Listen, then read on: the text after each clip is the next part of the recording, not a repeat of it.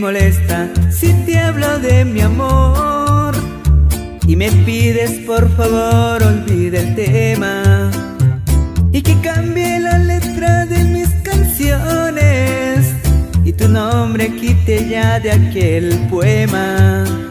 ¿Te molesta?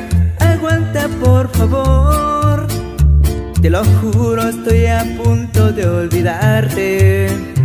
Solo falta 1.000.000 de primaveras, unos cuantos siglos solo el adorarte. Solo falta 1.000.000 de primavera, después de eso ya no vuelvo a molestarte. Oh no, no volveré a cantarte si te molesta, si te molesta. Desde Lema Records va mi saludo para toda la gente de Rahuepa, en especial para mi compa Marcial Carrillo, ya te lo sabes.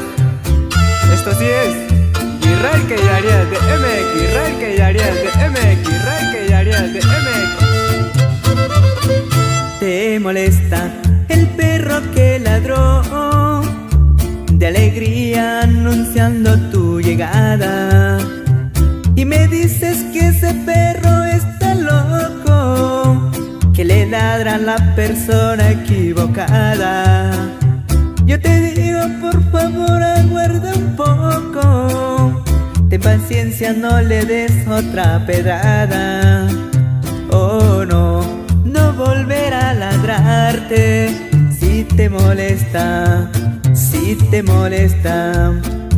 Solo falta 1.000.000 de primaveras, unos cuantos siglos solo en ladrarte.